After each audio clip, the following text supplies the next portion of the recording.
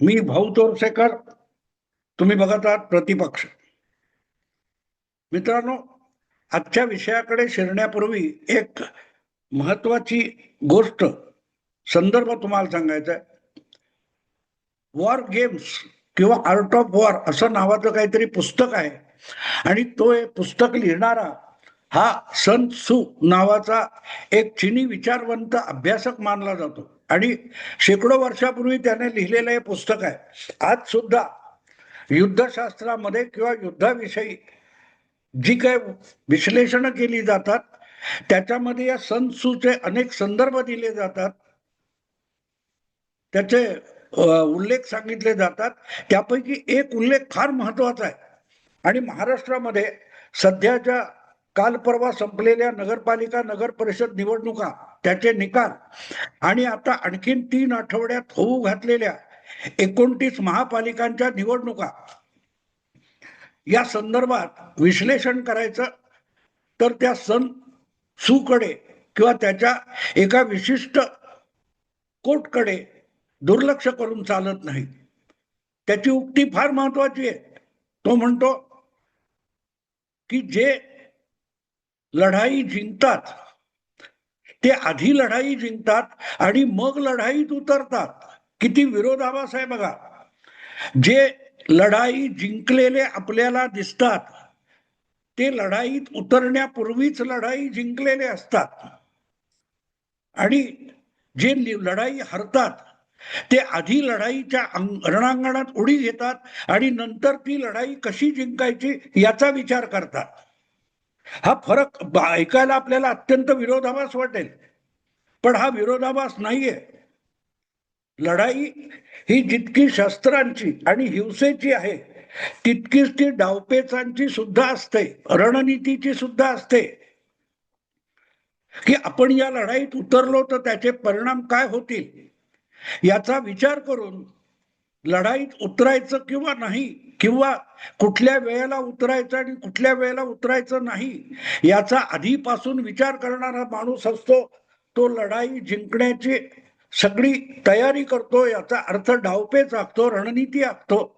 आपण कुठे तोकडे पडू, आपली कमजोरी कुठे आहे आणि आपण बलशाली कुठे आहोत ह्या सगळ्या गोष्टींचा विचार करून आणि त्याच वेळेला शत्रू कमजोर कुठे आहे आणि शत्रू बलशाली कुठे आहे यानुसार युद्धाची जागा आणि युद्धाची वेळ ठरवणारा जो योद्धा असतो तो आधी लढाई जिंकतो आणि मग त्याच्या डोक्यातलं जे युद्ध आहे ते जमिनीवर उतरवतो आणि लढाई जिंकतो. आपण लढाई जिंकल्यावर बघतो, पण लढाईच्या आधीची तयारी, युद्धाच्या आधीची तयारी आपण बघतच नाही, विचारात घेतच नाही. आता दुसरी बाजू त्याने सांगितलेली जी आहे की जे हरतात ते कसलाही विचार न करता युद्धामध्ये उडी घेतात आणि एकदा उडी घेतली की मग ते युद्ध जिंकणं हे त्यांच्यावर सक्तीचं होऊन जातं. त्या युद्धाची वेळ, त्या युद्धाची जागा सुद्धा त्यांनी ठरवलेली नसते. ते उतावळेपणाने त्या युद्धाची सुरुवात करतात आणि म्हणूनच कसली बाकी शस्त्र साधनं दुय्यम, पण युद्धाची तयारी नावाचा एक प्रकार असतो. कुठे काय होईल, समोरून काय होईल, आपण काय करायचं या सगळ्याचे आराखडा तयार करणं आणि मग युद्धात उतरणं याला विचारपूर्वक युद्धात उतरणं म्हणतात आणि तेच सन त्सू सांगतोय. आपण आता जे काल परवा ज्या नगरपालिकांच्या निवडणुका झाल्या, आता लवकरच महापालिकांच्या निवडणुका होणार आहेत आणि त्याच्यानंतर जिल्हा परिषद आणि तालुका पंचायतीच्या निवडणुका होणार आहेत. हा सगळा ज्याला आपण 3 लढाया पण एक युद्ध असं मानलं तर मग महाराष्ट्रामध्ये भाजप हा यात का विजयी झाला याचा विचार करताना आपल्या लक्षात एक गोष्ट येईल की भाजप हा विचारपूर्वक युद्धात उतरतो. त्याच्या उलटी बाजू आहे ती उबाठा शिवसेना, शरद पवार गट किंवा काँग्रेस किंवा भाजप विरोधक हे आधी युद्धात उतरतात, आधी युद्धाची घोषणा करतात, आम्ही भाजपला हरवणार. कसं हरवणार, कुठे हरवणार याचा थांगपत्ता त्यांना सुद्धा नसतो, पण त्यांनी युद्ध पुकारलेलं असतं. पण भाजप युद्ध न पुकारता लादलं गेलेलं युद्ध आहे, त्याच्यात लढतो. कसं ते सांगतो मित्रांनो. गेले जवळजवळ 2.5-3 वर्ष विरोधात बसलेले उबाठा, शरद पवार गट किंवा काँग्रेस सतत एक गोष्ट सांगत आले की हे एकनाथ शिंदेचं सरकार किंवा नंतरचं देवेंद्र फडणवीसांचं सरकार हे लोकांचा विश्वास गमावून बसलेला आहे. त्याला लोकांची भीती वाटते, मतदाराची भीती वाटते. म्हणूनच हे स्थानिक संस्थांच्या महापालिका, नगरपालिका, जिल्हा परिषदांच्या निवडणुका घेत नाहीत. निवडणुका घ्या, मग लोक दाखवतील तुम्ही कुठे आहात. हे सांगणारे कोण होते? विरोधी पक्ष होते, उबाठा, शरद पवार गट किंवा काँग्रेस. आणि आज या युद्धाच्या पहिल्या फेरीमध्ये त्यांचा अक्षरशः पालापाचोळा होऊन गेलेला आहे. आणि त्याचं कारण सरळ आहे की यांची कुठलीही तयारी नसताना हे विधानसभा निवडणुकीच्या रिंगणात हरले होते आणि त्यातून सावरणं, तयारी करणं आणि मगच भाजपला स्थानिक संस्थांच्या निवडणुकांचं आव्हान देणं किंवा भाजपला युद्धात ओढणं ही घाई होती. आणि म्हणून तुम्ही बघितलं की प्रत्यक्ष ह्या 288 नगर परिषदांच्या निवडणुकांमध्ये विरोधी असलेली जी महाविकास आघाडी आहे त्याचे पक्ष जवळजवळ मैदानात उतरलेच नाहीत. उद्धव ठाकरे, राज ठाकरे हे ब्रँड सांभाळत बसले. मुंबई बाहेर गेले नाहीत, महाराष्ट्रात गेले नाहीत, प्रचाराला गेले नाहीत. शरद पवार गटाची अवस्था तीच आहे. काँग्रेसने थोडी लढाई केली, त्यांचे काही वडेट्टीवार वगैरे लढले, बाळासाहेब थोरात वगैरे, तिथे त्यांना यश मिळालं.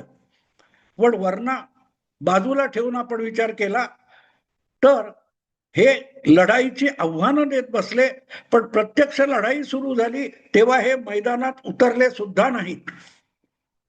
आणि आता ते निकाल समोर आल्यानंतर सुद्धा विधानसभा किंवा काल परवाच्या नगरपालिका, नगर परिषदा निवडणुकांमध्ये आपला इतका हास्यास्पद, लाजिरवाणा पराभव का झाला, त्यात आपल्या काय चुका झाल्या याचा विचार न करता हे लोक जर महापालिकांच्या निवडणुकांच्या रिंगणात उतरणार असतील तर त्यांचा पराभव भाजपने करायची गरज नाही.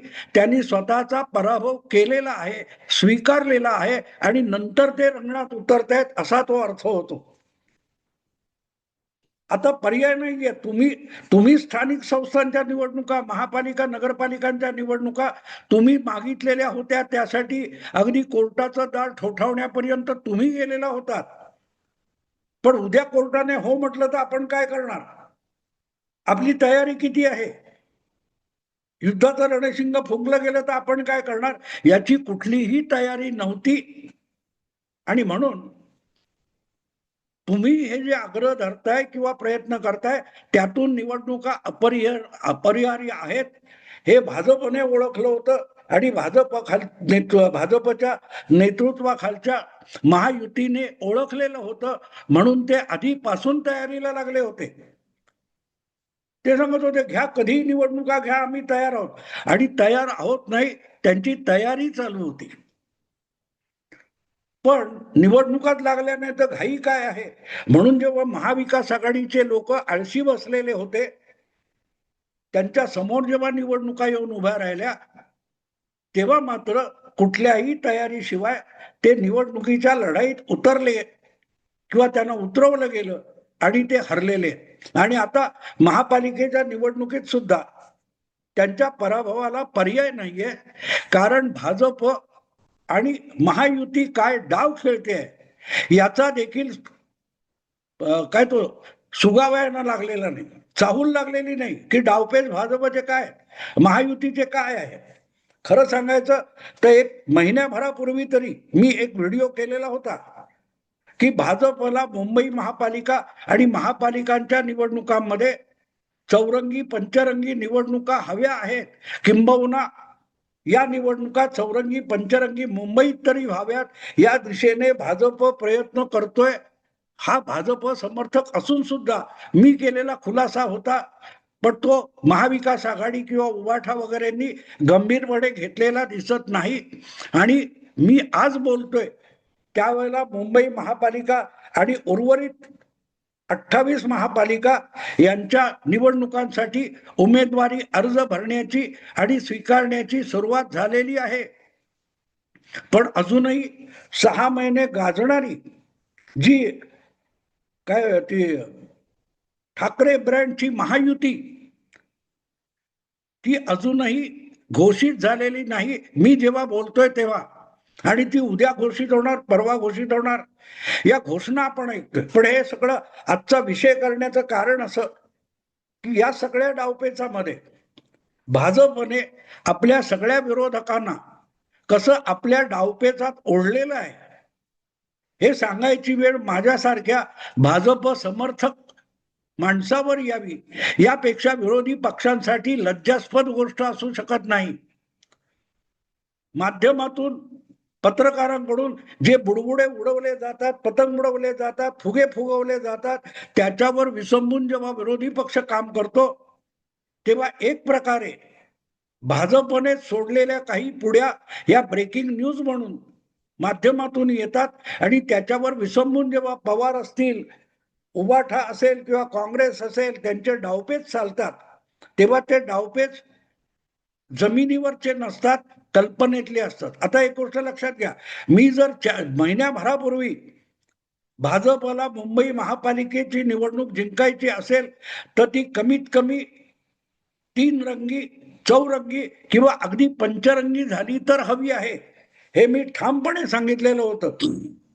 कारण मला तशी माहिती होती आणि काही गोष्टी तर्काने मी लढवत असतो. आणि आता आपण आज अर्ज भरायला सुरुवात झालाय मुंबई महापालिकेसाठी आणि इतर, तर जी परिस्थिती आपल्या समोर दिसते ती इतकी स्पष्ट आहे की कुठल्याही परिस्थितीत 15 जानेवारी 2026 या दिवशी जे मतदान होणार आहे ते एकाच एक पद्धतीत नव्हे तर विभागलेला विरोधी पक्ष आणि संघटित महायुती यांच्यात होणारी लढत आहे. आधीपासूनच भाजपने जाहीर केले की कुठल्याही परिस्थितीत मुंबई महापालिकेमध्ये आम्ही नवाब मलिक यांच्यामुळे अजितदादांच्या गटाला सोबत घेणार नाही. आणि समजा शेवटच्या क्षणी नवाब मलिकांना अजितदादांनी बाजूला केलं तर घेतलं तरी त्यांना जागा 10 ते 12 द्यायच्या, तो फार मोठा विषय नाही. पण 210 215 जागा जर एकनाथ शिंदे आणि भाजप यांच्यात समजूतदारपणे वाटल्या गेल्या तर महायुती मुंबई महापालिका एकजुटीने लढणार.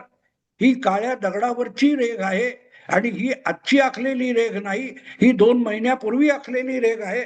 त्याच्यात थोडं इकडे तिकडे 10-12 जागांचं होईल, पण 227 पैकी 190 ते 200 जागा ह्या जेव्हा एक दिलाने लढवल्या जातात तेव्हा त्यातून 140 160 70 जागा जिंकणं हे सोपं होऊन जातं. आणि त्यासाठी समोर जे विरोधक आहेत त्यांच्या मतांची विभागणी झाली पाहिजे, ते एकमेकाविरुद्ध लढले पाहिजेत.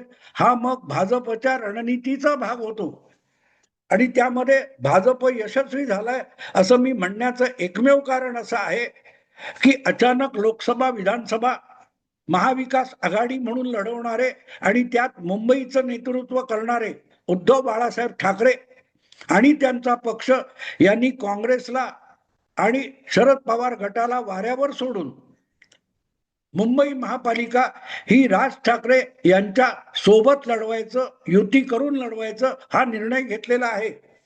एक गोष्ट साफ आहे, काँग्रेस आणि काँग्रेसची जी मतं उबाठा शिवसेनेला मिळू शकतात तितका मतांचा खड्डा मनसे भरू शकेल अशी आजची परिस्थिती नाही. म्हणजे समजा 6-7% मतं जर काँग्रेसमुळे उबाठाला मिळणार असतील तर तेवढी मतं राज ठाकरे सोबत आल्यामुळे मिळणार आहेत का, याचं उत्तर नकारार्थी आहे. राज ठाकरे सोबत असेल तर काँग्रेसने आधीच सांगितलं आम्ही शिवसेनेबरोबर युती करणार नाही. त्यामुळे खऱ्या खुऱ्या मुंबईतल्या महाविकास आघाडीमध्ये खिंडार पाडण्यात राज ठाकरे यशस्वी झाले किंवा भाजप यशस्वी झालं हे मान्य करावं लागतं. आणि म्हणून आज घडीला आपण असं म्हणू शकतो की भाजप आणि महायुती किंवा शिंदे फडणवीस म्हणून मुंबईच्या सगळ्या जागा लढवणार. ऐन वेळेला कदाचित राष्ट्रवादी अजितदादा गट आला तर तोही त्याच्यात गेला. तर हे 3 पक्ष बाजूला ठेवा आणि उरलेल्या सगळ्या पक्षांची गणित बघा तुम्ही. उरलेल्या पक्षांमध्ये राज ठाकरे आणि उद्धव ठाकरे यांचा एक एक उमेदवार प्रत्येक वॉर्डामध्ये असणार हे उघड आहे. त्यामुळे युती विरुद्ध ठाकरे ब्रँड 2 उमेदवार झाले एका वॉर्डामधले. तिसरी गोष्ट, यापैकी काही वॉर्डामध्ये काँग्रेस आणि वंचित बहुजन आघाडी यांची युती होऊ घातली, ती होईल न होईल, अन्यथा काँग्रेस सगळ्या जागा लढविल. म्हणजे प्रत्येक वॉर्डामध्ये काँग्रेस, ठाकरे ब्रँड आणि महायुती हे 3 प्रत्येक वॉर्डातले उमेदवार होतात, ज्यांची दखल घ्यावी लागते. कारण ते पक्ष आहेत, त्यांनी यापूर्वी निवडणुका लढवलेल्या, जिंकलेल्या आहेत. त्यामुळे सगळ्याच्या सगळ्या वॉर्डमध्ये कमीत कमी तिरंगी लढत ही पक्की आहे. आता एवढं झाल्यानंतर कदाचित वंचित बहुजन आघाडी आणि त्यांचं जमलं नाही तर वंचित आणखी लढवतील, पण वंचितची गंभीर दखल घेण्याचं कारण नाही, काँग्रेसची घ्यावी लागते. त्यामुळे काँग्रेस, ठाकरे बंधू आणि महायुती ही तिरंगी लढत प्रत्येक वॉर्डात होणार आहे. त्याखेरीज निवडक वॉर्डामध्ये अबू आझमी यांच्या समाजवादी पक्षाचे उमेदवार, निवडक वॉर्डामध्ये तुमच्या असाउद्दीन ओवायसीच्या MIMचे उमेदवार आणि अपक्ष किंवा बारीक सारीक असतील तर साधारणपणे 100 पेक्षा अधिक वॉर्डामध्ये पंचरंगी, साधारण 50 वॉर्डामध्ये चौरंगी आणि साधारणपणे 200 वॉर्डामध्ये पंचरंगी निवडणुका होऊ शकतात. आणि इतक्या मोठ्या प्रमाणावर जेव्हा मतविभागणी होते आपल्या विरोधकांची, म्हणजे प्रामुख्याने महायुती, भाजप किंवा एकनाथ शिंदे यांच्या विरोधातल्या मतांची जितकी विभागणी होईल तितकं महायुतीचं पारडं त्या त्या वॉर्डामध्ये जड होत जातं. पण परवा ते रविवारी गेल्या, मतमोजणी झाली आणि जी जी काही चर्चा, डिबेट चालू आहे ते मी बघतोय, त्यामध्ये ठाकरे बंधूंची कधी घोषणा होणार याचा गवगवा चालू आहे. आणि दुसरीकडे जितकी विभागणी होईल ती अधिकाधिक होण्यासाठी भाजप चालना कशी देतोय त्याकडे संपूर्ण डोळे झाक झालेली आहे. आणि म्हणून मला असं वाटतं की काँग्रेस असो, ठाकरे बंधू असोत किंवा उरलेले विरोधक असोत, ते बिनतयारीचे युद्धाच्या लढाईच्या रिंगणात उडी घेत आहेत. त्यांचा पराभव अपरिहार्य ठरतो. तर अशा रीतीने मतविभागणी करून आपल्याला मुंबई महापालिकेचा किल्ला जिंकता येतो, हे आधीपासून ठरवून त्याप्रमाणे नेपथ्य करायचं, आखणी करायची, व्यूहरचना करायची आणि आपल्या विरोधकांना सुद्धा त्याच मार्गाने वाटचाल करायला भाग पाडायची. हा भाजपचा डावपेच हा निवडणुकाची प्रक्रिया सुरू होत असताना सर्वाधिक प्रभावी ठरलेला दिसतो आहे. सर्वाधिक प्रभावी. कारण विधानसभेला दलित मुस्लिम मतांवर उद्धव ठाकरे विश्वासू नव्हते. आज जर काँग्रेस वेगळी होणार असेल तर तो मुस्लिम दलित मोठ्या प्रमाणावर परत उबाठाच्या बाजूला येईल का याची शंका आहे. काही प्रमाणात आला तरी एकनाथ शिंदे यांच्यामुळे पडणारा खड्डा उबाठाला भरणं अवघड आहे. आणि म्हणून मला असं वाटतं की भाजपने जो डावपेच आखला होता तो ठाकरे बंधू आणि काँग्रेस आणि विरोधक यशस्वी करताना दिसत आहेत. मी आत्ता थांबतो. आवडलं लाईक करा, शेअर करा आणि प्रतिपक्षाला सबस्क्राईब करा. नमस्कार.